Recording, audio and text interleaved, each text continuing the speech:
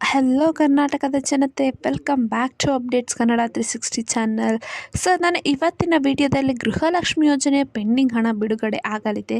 So ಇಂತಹ ಮಹಿಳೆಯರಿಗೆ ಮಾತ್ರ ಹಣ ಜಮಾ ಆಗುತ್ತೆ. ಮತ್ತು ಯಾರ್ಯಾರೆಲ್ಲ ಪೆಂಡಿಂಗ್ ಹಣನ ಇನ್ನೂ ಒಂದು ಕಂತಿನ ಹಣನೂ ಪಡ್ಕೊಂಡಿಲ್ಲ, ಸೊ ಇಲ್ಲಿವರೆಗೂ ಕಾಯ್ತಿದ್ರೆ ಅಂಥವ್ರಿಗೆ ಒಂದು ಸರ್ಕಾರ ಬಿಗ್ ಅಪ್ಡೇಟನ್ನು ನೀಡಿದೆ.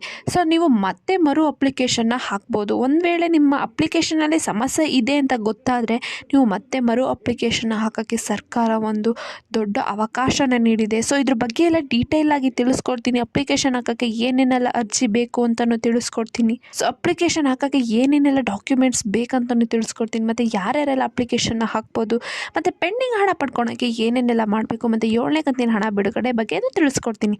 ಸೊ ಬನ್ನಿ, ವಿಡಿಯೋನ ಸ್ಟಾರ್ಟ್ ಮಾಡೋಕ್ಕಿಂತ ಮುಂಚೆ ನೀವೇನಾದರೂ ನಮ್ಮ ಚಾನಲ್ಗೆ ಸಬ್ಸ್ಕ್ರೈಬ್ ಮಾಡ್ಕೊಂಡಿಲ್ಲ ಅಂದರೆ ದಯವಿಟ್ಟು ಚಾನಲ್ಗೆ ಸಬ್ಸ್ಕ್ರೈಬ್ನ ಮಾಡ್ಕೊಳ್ಳಿ. ಹಾಗೆ ವಿಡಿಯೋನ ಆದಷ್ಟು ಫಲಾನುಭವಿಗಳಿಗೆ ಶೇರ್ ಮಾಡಿ. ಮತ್ತು ತುಂಬ ಜನ ವಿಡಿಯೋನ ನೋಡ್ತೀರಾ, ಸಬ್ಸ್ಕ್ರೈಬ್ನ ಮಾಡ್ಕೊಂಡಿರಲ್ಲ, ದಯವಿಟ್ಟು ಚಾನಲ್ಗೆ ಸಬ್ಸ್ಕ್ರೈಬ್ನ ಮಾಡಿಕೊಂಡು ಸೊ ಪುಟ್ಟ ಹುಡುಗಿಗೆ ಸಪೋರ್ಟ್ ಮಾಡಿ ಅಂತ ಕೇಳ್ತಾ ವಿಡಿಯೋ ಆದಷ್ಟು ಲೈಕ್ ಮಾಡಿ.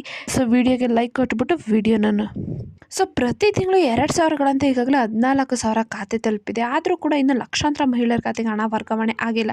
ಸೊ ಇದೀಗ ಸರ್ಕಾರ ಈ ಬಗ್ಗೆ ಒಂದು ಕಟ್ಟುನಿಟ್ಟಿನ ಕ್ರಮ ಕೈಗೊಳ್ಳಲು ಮುಂದಾಗಿದೆ. ಸೊ ಪೆಂಡಿಂಗ್ ಇರುವ ಹಣವನ್ನು ಕೂಡ ಸರ್ಕಾರ ಬಿಡುಗಡೆ ಮಾಡ್ತಾ ಇದೆ. ಸೊ ನಾನೊಂದು ಕೆಲವು ವಿಡಿಯೋಗಳಲ್ಲಿ ತಿಳಿಸಿದ್ದೀನಿ ಪೆಂಡಿಂಗ್ ಹಣನ ಪಡ್ಕೊಳ್ಬೇಕು ಏನೇನೆಲ್ಲ ಮಾಡಬೇಕು ಅಂತ. ಸೊ ಈ ವಿಡಿಯೋದಲ್ಲೂ ಡೀಟೇಲ್ ಆಗಿ ತಿಳಿಸ್ಕೊಡ್ತೀನಿ. ಬನ್ನಿ, ಏನೇನೆಲ್ಲ ಕೆಲಸ ಮಾಡಿದ್ರೆ ಪೆಂಡಿಂಗ್ ಹಣ ಬರುತ್ತೆ ಮತ್ತು ಯಾರ್ಯಾರಿಗೆ ಪೆಂಡಿಂಗ್ ಹಣ ಬರುತ್ತೆ ಅಂತ ತಿಳ್ಕೊಳ್ಳೋಣ. ಸೊ ಯಾಕೆ ನಿಮ್ಮ ಖಾತೆಗೆ ಹಣ ಜಮಾ ಆಗ್ತಿಲ್ಲ?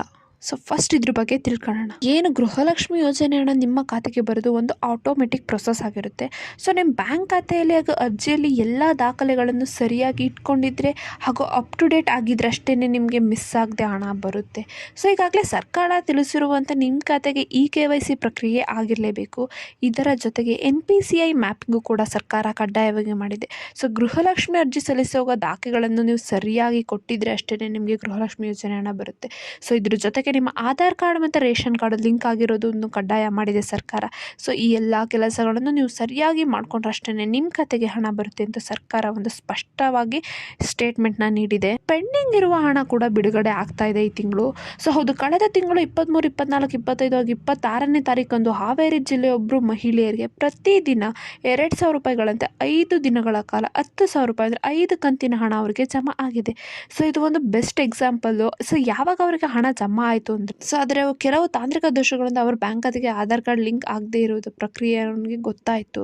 ಸೊ ಗೊತ್ತಾದ ಮೇಲೆ ನೀಟಾಗಿ ಆಧಾರ್ ಕಾರ್ಡ್ನ ಲಿಂಕ್ ಮಾಡಿಸ್ಕೊಂಡ್ಮೇಲೆ ಅವರಿಗೆ ಹಣ ಬಂದಿದೆ. ಸೊ ಒಂದು ವೇಳೆ ಏನಾದರೂ ನಿಮಗೂ ಹಣ ಬಂದಿಲ್ಲ ಅಂದರೆ ನೀವು ಹತ್ತಿರದ CDPO ಕಚೇರಿಗೆ ಭೇಟಿ ನೀಡಿ ನಿಮ್ಮ ಅರ್ಜಿ ಸಲ್ಲಿಸಿದ ಅಕ್ನಾಲಜ್ಮೆಂಟ್ನ ನಿಮ್ಮ ಬಳಿ ಇಟ್ಟಿದ್ರೆ, ಸೊ ಅದ್ರ ಬಗ್ಗೆ ರೇಷನ್ ಕಾರ್ಡು ಮತ್ತು ಆಧಾರ್ ಕಾರ್ಡು ಬ್ಯಾಂಕ್ ಖಾತೆ ವಿವರನ ಅವ್ರಿಗೆ ಕೊಟ್ಟುಬಿಟ್ಟು ಏನು ಸಮಸ್ಯೆ ಇದೆ ಅಂತ ತಿಳ್ಕೊಳ್ಳಿ.